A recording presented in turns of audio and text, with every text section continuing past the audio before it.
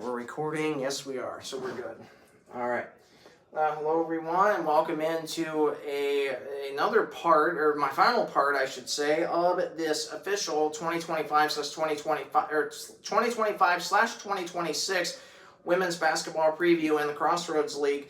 So, thanks so much for tuning in with me. Now, once I get done recording these videos, I'm going to record separate videos talking about the men's team. I don't know if I'm going to get to the men's side today. I'll try to get to some of them, just depending on how quick all my videos upload talking about the women's side. So now we're going to talk about Indiana Wesleyan, and there's a reason why I saved Indiana Wesleyan and Marian to talk about last for the teams that I think will finish first and second respectively. And we're going to start with Indiana Wesleyan. This was a team that, man, and I'm so blessed to have been a part of their record-breaking historic season they had last year, where Lily Frazier set the all-time program record with over 320 career steals, and something that had not been achieved in 18 years prior to that. So obviously that was amazing, and they qualified for the national tournament for their 8th straight year under head coach Ethan Whaley, and they made it all the way to the national title game for the first time since the 2012/2013 season, when they finished, I believe it was 2012/2013, where they fell in, well, now 2012/2013, they did go all the way, but this past year they did fall against Dort in that national title game. And looking at some very key highlights that they have this year, on Halloween, they will be traveling down to a neutral site to play Campbellsville out of Kentucky. And now Campbellsville made the Sweet 16 round in the national tournament, and this is a Campbellsville Tiger team that Indiana Wesleyan upset when Campbellsville was the #1 team in the country 2 seasons ago. So this is something absolutely amazing. They will also be playing Bethel University out of Tennessee. And Bethel of Tennessee made the Final Four appearance in the national tournament last year. And of course, Bethel of Tennessee lost to Briarcliff in that, or actually, no, that should be the Elite Eight round, actually, when Bethel of Tennessee lost to Briarcliff, and then Indiana Wesleyan played Briarcliff in that round. And also other season, and now Bethel, Tennessee was, I believe, ranked 16th in the country in the final poll of last year. Now the Wildcats will play IU Northwest as well. Made the first round appearance of a national tournament. They'll play at Indiana Tech. Made the Sweet 16 round against Freed Hardman out of Tennessee, and then lost in that round. And then the Wildcats will play University of St. Francis, who made the first round appearance, and Spring Arbor. And then, of course, Marian, where Marian went to the Elite Eight round and then lost to Dort. And then, of course, Huntington, who made it to the second round before falling to Hastings. So looking at the Wildcats for last year, this was a Wildcat team that played absolutely phenomenal last year, going 34-3 and 16-2 in the Crossroads League. Now, again, some of those results are skewed because with everybody fully healthy, the Wildcats went 33-1 last year and went undefeated in conference with everybody fully healthy when they were not dealing with any injuries. So obviously that's a key takeaway from the official record. And looking at their roster for this year, of course, their biggest thing last year, after last year, they lost quite a few seniors. Jade Nutley, who graduated, she was a senior. They also lost Maddie Lawrence, who was a graduate senior. They lost Izzy Reed, who also was a senior. They lost Taylor Folkema, who was a senior, did have 1 extra year of eligibility, but she did not take it. She got married got married a couple of months ago, did not take that extra year. They also lost Lily Frazier, who was a senior, graduated, and then they lost Josie Rhodes, who was a senior academically. She did have 2 more years of eligibility I believe she had 3 more years of eligibility if she wanted it, but she was dealing with a ton of injuries throughout her first couple years as a Lady Wildcat, and she chose to just not take those extra years of eligibility. So Ethan Whaley lost a lot of players from last year, but he really loaded up for this year. And looking at the roster for this year, and it's highlighted by number 0, Sophia Schroeder. 6'3" freshman forward from Akron, Ohio, Cuyahoga Valley Christian Academy. And obviously, whenever you get somebody that's 6'3", you have somebody with a lot of wingspan, somebody that can jump up and get rebounds, can get a lot of key blocks. So obviously, I'm really, really excited to see Sophia play this year, and it's going to be absolutely amazing. Also returning number 1, Haley Amy, 5'10", sophomore forward, Grand Rapids, Michigan. And Haley didn't play a lot last year, but she did shoot 47% from the field in the games that she played in. So obviously that percentage is actually really, really good. And then a really, really big one, a transfer, Kennedy Fueling, 5'7" sophomore from Decatur, Indiana. Decatur, Indiana is located up, I believe, just around the Fort Wayne area, if I'm not mistaken. And she is a transfer from Marian University out of Indianapolis. So this was a huge pickup for Ethan Whaley. And returning junior 5'8", Brookston, Indiana, Tori Thompson. Tori played great last year, really kicked it into high gear in the second half of the season, had some big shots, played great defense. Corin Grivey, redshirt junior, 5'8", Columbus, Indiana. And she had some really good games last year. And in the home game against Grace, the second game of conference, had a career-high 19 points on 5 of 6 shooting from beyond the arc. So obviously really excited to see what she'll do this year. Jade Hovey, 5'10", senior, Shelby, Michigan. Now for Jade, she was injured all of last year, played in the first couple of games, and then was injured the rest of the year. So obviously keeping her fully healthy this year going to make a big difference. Her sister Addie, 5'10", freshman, also from Shelby, Michigan. Then returning number 13, 5'8", junior, Kylie Bettinger.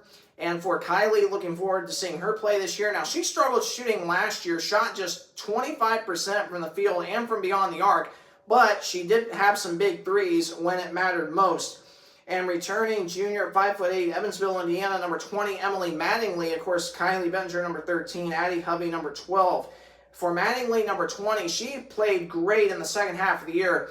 And if there's somebody that plays with absolute passion and plays with just an incredible amount of grit and determination, it is Emily. She played amazing last year, had some big shots, played some big minutes. And so excited for this year. And then number 21 from the women's volleyball team at IWU, Eva Geroldsma, 6-foot senior forward. And for Geroldsma, this is somebody that I cannot wait to see play. Now, obviously, she's not going to be able to play a lot, especially at the beginning part of the year with the volleyball schedule. But this is another great pickup for head coach Ethan Whaley. 5'9", freshman, Evansville, Indiana, Mila Browning, number 22. Now, for Mila, she apparently, from what I've heard, is a prolific three-point shooter. So I'm really excited about this one. And she actually played in high school with Emily Mattingly. So having former high school teammates potentially on the floor at the same time could work out really well. Returning sophomore guard, 5'10", number 23, Ellie Kelleher will be returning. Number 24, Chloe Graham, 5'9", sophomore guard, Fort Branch, Indiana. Bria Garber, 6-foot junior forward, Goshen, Indiana. Garber will be returning this year, and now she was hurt for a little bit of time over the season. Didn't play a lot, but had a big contribution in the Sweet 16 round against Georgetown in Sioux City, Iowa. Hit a big three that put IWU up by 3 points in the third quarter, and they never looked back after that. So obviously excited about that. And then Isla Kreiger, 5'11", freshman forward from St. John, Indiana. And so that is IWU's roster. Now, based on this, now I know that IWU's typically a top 15, top 20 team, and they finished no worse than third on average under head coach Whaley, or head coach Ethan Whaley, I should say. And now there were a couple times where IWU finished under that number 3 spot. That was primarily during the COVID era, and then right when Coach Whaley's career started. But generally speaking, over the last 3 seasons, they finished no worse than third. Now, I don't see them finishing third this year. My official prediction, they will finish in that number 2 spot, which if you look real quick, and then we'll get to Marion last, but if you look at head coach Whaley's stats, he's in his 9th season this year, and if you look at their stats, ever since the 2021-22, actually since the 2020/21 season, they have finished no worse than second in league play. The last time they finished below third place in the league was 2019/2020, and that was the only time. And they had finished no worse than third in the regular season. Last time they finished third, 2018/19, which was Coach Whaley's second year. In 1920, they finished fourth. But ever since 2020/21, they have finished no worse than second in league play. Again, for this year, there's no reason why they can't accumulate those achievements again this year. I have them finishing officially in that number 2 spot once again this year. And then last but not least, looking at Marian University out of Marion, Indiana, and looking at them. And this is a team that finished third last year behind IWU and St. Francis. They had a first-year head coach, Santana Anderson, and nobody saw what they were able to achieve coming. And they did finish in that number 3 spot last year. They made it to the Elite Eight round when they lost to Dordt out of Iowa by 21 points in the Elite Eight round. And for Marion, they're even more loaded this year. Santana Anderson, 15-3 in conference last year, 28-6 over, I believe 28-6 overall, 27-7 somewhere in that frame. Actually, I'll go to that real quick, and I believe we're up to 10 minutes, 11 minutes already. So, 27-8 last year, 15-3 in the conference. And looking at their schedule, of course, the only person they lost from last year was Kennedy Fueling, who transferred up to IWU. I alluded to that earlier. So looking at Marion's roster, 5'8" guard, number 8, Aubrey Frank, freshman, Washington, Indiana, returning 6' guard/forward, Saltmore, Charlestown, Indiana, number 2, Kennedy Coleman, freshman, Rockville, Indiana, number 5, 5'7" guard, Emma Simpson, returning senior, forward/center, 6'1", number 11, Abby McNally, her sister Kylie, 6' guard/forward, also from Cincinnati, which is her sister, also returning, 5'8", fresh sophomore guard, Bedford, Indiana, number 15, Madison Bailey, returning this year, freshman guard/forward, 5'10", out of Milford, Ohio, number 22, Violet Shuluga, returning guard, 5'11", junior, number 23, Taylor Double, from Huntington, Indiana, returning redshirt junior, Indianapolis, Indiana, guard, 6'1" guard, number 24, Olivia Faust, returning 5'8" guard, Saltmore, Indianapolis, Indiana, number 30, Zoe Wheeler, returning junior, number 32,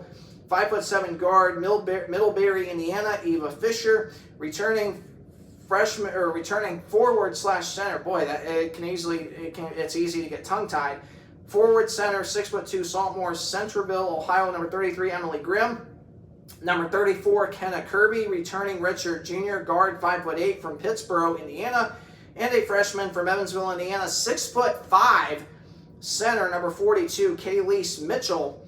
And so looking at that, obviously for Marion, they have a lot of size this year, something they kind of lacked last year. So because of this, I have them officially finishing in that number 1 spot and winning the Crossroads League regular season. So that's your official 2025/2026 season on the women's side. And I hope you enjoyed these 3-part videos, and I'm going to be recording men's videos here coming up here in just a little bit. At least I hope to, but if my videos on the women's side take too long to upload, then of course I'll probably be recording all of my men's videos tomorrow. But again, stay tuned to my YouTube channel, and I will of course be uploading all my videos to my YouTube channel and posting them in my created playlist under Matt Sports Talk. Now I think what I'm going to do is I'm going to edit that for last year and title all my sports videos last year, title it, season 1, or at least part of season 1, and then create another playlist for season 2 and attach all these videos there so they're separate, and you can of course watch them there. If you did enjoy these videos, please either like, comment, or subscribe. Any one of those options helps me out greatly. Thanks so much for watching these videos today. Have a great rest of your day. God bless.